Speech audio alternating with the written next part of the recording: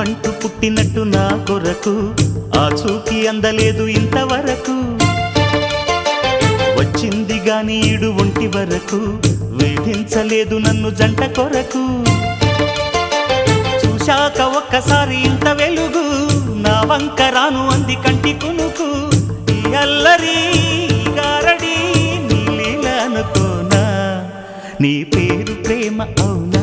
ఇవాళే నిన్ను పోల్చుకుందా